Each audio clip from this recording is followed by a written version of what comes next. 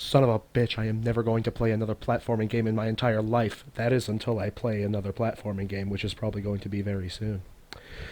Alright, my non-existent audience, it's Skwatter back here again with another playthrough of a very, very difficult game. So, if any of you non-existent people who don't listen to this are wondering why I sound so hoarse, nay,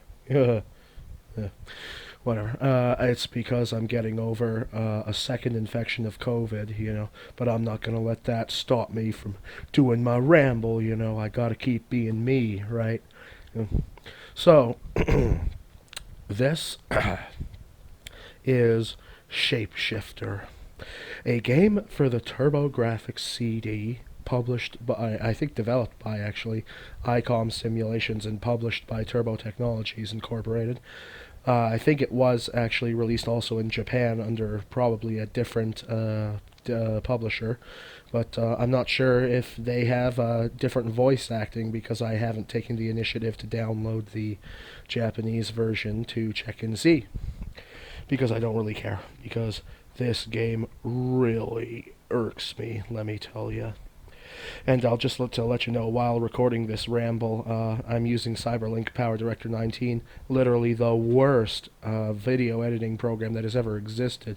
Honestly, I have to restart my computer, hard restart, every time I want it to work, because if I don't and I just turn on my computer and start using it, I'll try to import media using its import media function, and then the entire program will just hang there, freeze, go all friggin' like white shaded, and then say Windows Explorer is not responding, and then basically I'm well fucked from there. So I have to restart the computer. I don't know why. It's kind of reminds me back in grade school, back in 1994, when we were first using Windows 95 after we progressed from Windows 3.1. But other than that, well, it is a Windows PC, so what can you do? At least it's better for gaming, which, Apple and Linux just can't ever do. So, yeah, this is a platformer game. Certainly is. This is another one of the games that I had played several years ago, more than 15 years ago, and I just wanted to close the chapter on it, as I always say. And I thought, I was just looking around. There's some walkthroughs for it and everything, and I was just kind of cruising YouTube before I started playing this, looking to see however many other people had done playthroughs for it. That doesn't really matter to me. I'm not trying to put anything remarkable or outstanding in any way, shape, or form onto the internet. I'm just doing this for my own self-deprecation and satisfaction at the same time, if that makes any sense. But so certain people's playthroughs can take several hours, while other people's playthroughs can take a little over a single hour. Well, this playthrough took me, I think, 2 hours and 54 minutes, because, as I have said many times before, in my ramblings and in my comments and in my video descriptions and in my channel descriptions, I am terrible at platforming games. I have the worst eye-hand coordination. I get really upset when I can't navigate my character across the screen. I have very little patience for this sort of thing. So I had a hell of a time with this, and I had beaten it all within the span of said hours. Just last night, as of the recording of this ramble, and it was actually pretty damn late. It had gone from the evening to the morning of the next day today, and so I was sleep deprived, and I was irritable, and I couldn't get the character half the time to do what I wanted him to. Lycos, I think his name is, and it was just yeah.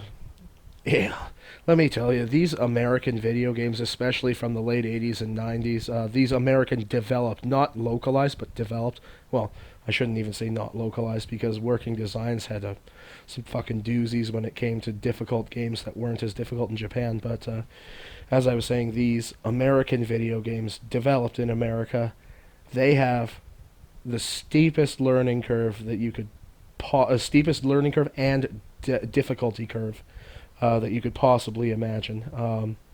Like the first level, it's like just walking from left to right, killing a bunch of spiders and scorpions and stuff. I mean, it's like there's that's nothing really. It's completely easy. You know, you can do it practically with your eyes closed. But very very soon you'll realize that this game is out to pull your brain apart. Honestly, I really realized it the moment that I got the power to transform into the Panther.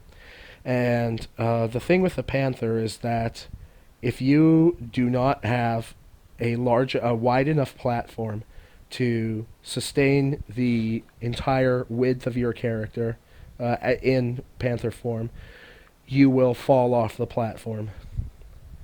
I mean, it's literally coded that you have insta deaths falling off platforms purposely, and I just absolutely could not believe that. Right? I mean, it's like you couldn't even have a single paw on your sprite off of the platform or the edge of a cliff without your character falling off. And that just disturbed me. Like I was disturbed by this game. Like man, I've got shell shock from this game. It pissed me off that much. And you'll see sometimes there are like black lines going across the back part of the screen, the back layer, right? None of the foreground objects are affected by it, but it's probably just something a problem with Beetle PCE. It's not present in emulators like Otake or anything like that, but. That's just something you got to deal with, right? Because I was using Beetle PCE TurboGrafx version for this. Now, what I originally wanted to do was that I just wanted to use Beetle PCE regular, just the normal emulator for that. But I had realized that the cheats don't work on that emulator core. Which is kind of weird because it still gives you the option to add them and to enable them, and the only way you realize that the cheats don't work is when you're playing after enabling them and your character still dies. So, but in Beetle PCE Fast as well as Beetle PCE TurboGrafx, the cheats work. So, fine, I guess, okay, right? I was going to use Beetle PCE Fast, but whenever I paused the game, like everything would go in grayscale, and then when I pressed pause again, like everything's supposed to turn back into full color mode. But on Beetle PCE Fast, it actually keeps everything black and white in the background, including like characters and enemies moving around. But your character, Lycos himself, is the only one that goes back into color. So that's a rather confounding glitch there. But yeah, so you play it on the emulator core that allows you to do what you want to do. So as I said, like the platforming in this is just made to kill you, right? Like I mean, I don't know if the actual true maximum lives for this game is actually 15, because that's what the cheat makes it up to, as well as the gold being 15 and the diamonds being 15. I mean, I guess you don't really need anything more than that, to be honest. But and the funny thing is that when you go to the blacksmith to buy the to buy your weapons, you can go and buy it, and you get through the not so intuitive menu. You buy your weapon, and you can go to the weapon enchanter, and then he enchants your weapons. And what happens then is that basically the axe becomes a throwing axe, the mace becomes a throwing mace, and the bow just becomes a more powerful bow. So I mean, every weapon basically is redundant to the other. So there's really no point in having either or the other weapon, So I thought that was kind of lame. So I decided to keep I think to the axe, because I felt that the axe attacked faster, and the bow, of course, didn't have any melee attacks. So you would have to use your crouch kick, which I mean, I guess you would have to use in any form. So, as I was saying, while I'm recording this in the shittiest movie development studio ever, CyberLink Power Director 19, my preview window is not updating along with what the film strip is showing me. So I believe that what we're looking at right now is where I was in the underground facility with all of the fans and everything. I wanted to die in this level. Like, I literally thought that I would not be able to beat this, right? Like, I just kept dying. Like, I just kept getting blown back and towards the fans. And, like, it was one of those examples where I believe I've talked about this before. I said that given my lack of skill, my lack of eye-hand coordination, and my lack of patience, there's a very likely scenario where I might not ever be able to beat a game like this, no matter how hard I try or no matter how long I play, right?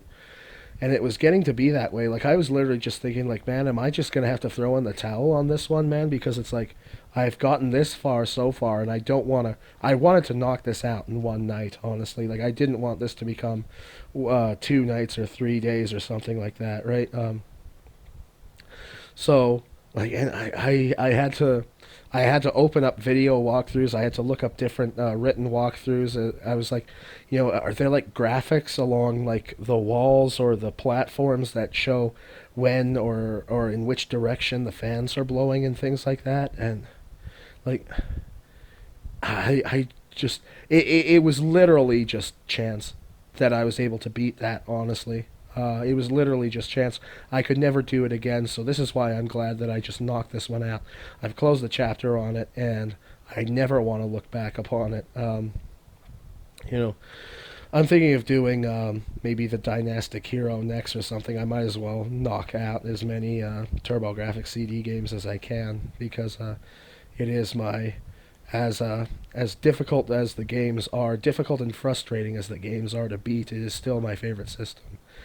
And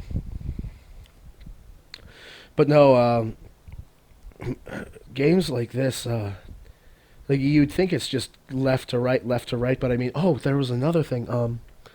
Like when you were in the jungle level and they had those pits full of water, I don't know how you would get out of them, because like if you had fallen into them, whether you were in the human form or panther form, you weren't able to jump out of them. Like, I couldn't figure it out. Like, I tried running around, I tried doing full jumps, I tried like pressing and holding the jump button and everything. I tried different angles, like getting close to the wall, getting further away from it. Like, it would seem that if you fell into those pits, you'd be fucked, right? And I wouldn't know what to do. I mean, like, I would just normally reload my save state, right? Which I have mapped to the controller because it's just a whole lot more intuitive, right? I use a Cytec, what is it? I'm looking at it right now. P2900 wireless. And I use it because it's actually got an extra mappable button to it. Like, it's got a 6-button face on it, 6 face buttons, but the other 2 buttons on the face plate, they function, at least in RetroArch, as default start and select. And I know that you can remap them to whatever you want if you know the intricacies of that sort of thing, but which are rather confounding to me if you must know, you people who don't watch this. But it has an FPS button that is not recognized in any way, shape, or form as a default control by RetroArch, so I'm able to map that as a sort of hotkey to enable my controller to go into a mode where, as I hold the FPS button, I can basically map save state, load state, increase save state, decrease save state, rewind, fast forward. But you know what? I guess I would keep using the save states and everything, which were useful. But now that I think about it, I guess maybe using the rewind function maybe could have helped me more so sometimes in the platforming levels that I found difficult, because sometimes I would accidentally save over a state that I had messed up on, right? Like I had fallen off several platforms, and then trying to reload it, I accidentally would save it, and then I'd be like, shit. But yeah, no, I should have remembered that I had the rewind feature.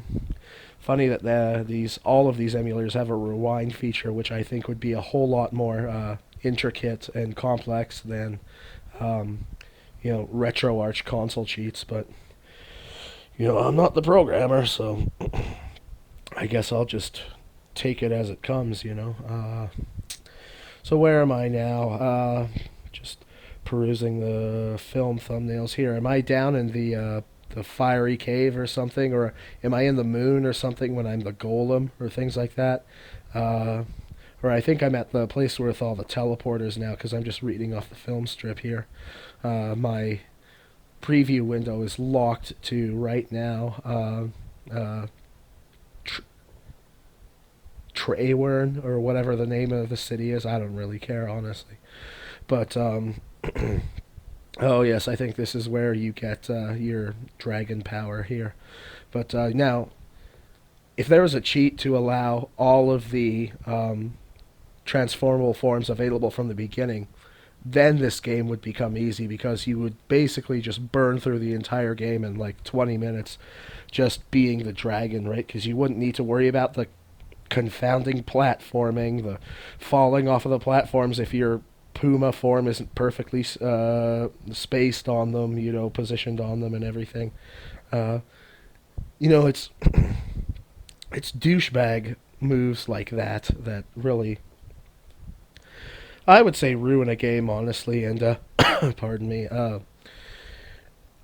I don't know. Like, American developers just seem to have a monopoly on bullshit game mechanics that would just make games really, really difficult to play. And I really honestly think that that's why American developed games had such a terrible reputation, and why a lot of the times they still do, right? Because I don't know, I guess the voice acting is okay. The right now I'm looking at an image of the mayor of the main city, and I guess his voice actor was okay, and the healing lady was fine, and then they had the soothsayer, or the prophet, and I can't imitate his voice or anything, because my voice is practically gone there, but uh, they served their purpose. They're certainly a whole lot better than the American voice acting of, say, Dragon Slayer, Legend of Heroes, or Valis, or things like that. I guess mainly because they had an actual, fully fledged North American company behind the development and everything like that. And the little credits at the end, where they show low resolution red and white pictures of the guys, that was kind of neat. But then it's like, so I have faces to put to the names of the people who put me through this hell, and as of right now, as I said, like, I wanted to knock this out as fast as I could, because I hate it when games, like, even I like engrossing cinematic RPGs, but I don't like it when they sort of overstay their welcome. And what I mean is that it's like, okay, the game is just basically spinning its wheels. You'd think that by like the 65% way through the game, you think that, all right, start winding down. Let's get to the last few dungeons and start, wrapping everything up, right? Because I don't want this to take a whole lot of my time, right? But in this game, you end up fighting an amalgamated version of yourself, which I thought was honestly the last boss, which I was wrong. It's, I think, the fourth to last boss. So, like, as in most early Japanese RPGs, you've got like 2 final boss battles. In this one, you have 4 final boss battles. So, I mean, it's like, and you can change into like some kind of Thor-looking guy with like red pants and stuff, and I would say he's actually a little more impotent than the dragon form. Seems a lot more difficult and cumbersome to control and things like that. And I think, yeah, so looking down at the film strip, this should be voiced over during the final few battles. And I mean, it's basically the same battle 3 times with just a slightly different looking boss sprite, which is kind of lame, honestly, pretty lazy. And I was just like, okay, how many times is this gonna go? You know, you've killed me, no. Oh, you've killed my brother, no. You've killed my brothers. You know, and then finally it ends, and it gets somewhat of a satisfying cutscene at the end. You know, it's not just like congratulation or something like that, but yeah, no. This was sort of just this wasn't a willing play. I wanted to knock this one out because it just seemed to be the most RPG-like game that I could see from my collection of downloaded TurboGrafx CD games. So, as stated, I am glad that this one is over. My God, it took the life out of me, and I never want to play it again. So, I guess that's pretty much it. Those are my thoughts on the game. We should be heading into the credits right now. Those are the red pictures of the guys who put me through this hell and everything. Bless them, you know, just trying to make their way. But you would have to think that with all the confounding and unfair mechanics that they really wanted you to suffer through their games. So I guess I'll end on that bittersweet note. So this has been another Ramble, and Skwatter out. Goodbye, everybody. And oh my God, I can't believe that I forgot to say this, but it's like, my God, with all the cheats that were provided to me, I could barely beat this game, okay? So people who say that these cheats make it super easy, you're fucking wrong, okay? That's all I gotta say. It was hard as hell for me, okay? Goodbye, Skwatter out. Bye.